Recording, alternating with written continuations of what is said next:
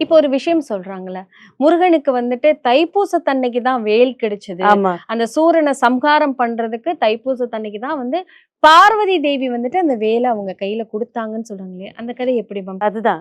இதுக்கு அடுத்த நிலையா 6 குழந்தைகள பார்த்தான பார்வதி தாய்மை உள்ளம் போட்டு கட்டி அணைச்சுக்கிறா.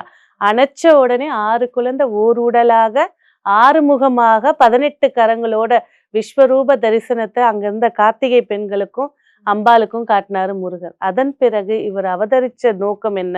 அப்படின்ற விஷயத்த தந்தை மூலியமாக அறிஞ்சுக்கிட்டு, சூரனை வதம் செய்ய போகும்போது, இன்றைக்கும் சிக்கல் என்ற ஊர்ல இருக்கக்கூடிய முருகர் கோவில்ல பார்த்தீங்கன்னாக்கா, இந்த வேல் வாங்குதல் சூரனை வதம் செய்யும்போது வேல் வாங்குதல் போவாங்க.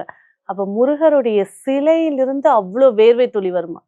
அந்த துணிக்கு அவ்ளோ பேர் வெயிட் பண்ணிட்டு இருப்பாங்க. அந்த வேல அம்பாள் கையிலேருந்து வாங்குறதுக்கு முருகரோட உடம்பெல்லாம் வேர்த்து கொட்டிருமா. பதட்டம். இன்னமும் ஆமா. அம்மாவ பார்க்கும்போது. இன்னமும் அந்த அதிசயம் ஆன்மீகம் இருக்கு அப்படின்றத நிரூபிக்கிறதுக்கு இன்ன வரைக்கும் அது அந்த இடத்துல அந்த அற்புதங்கள் நடந்துட்டு இருக்கு. சிக்கல்ல தான் பார்வதி வந்து வேல் வேல் குடுத்திருக்காங்க. வாங்குனாங்க.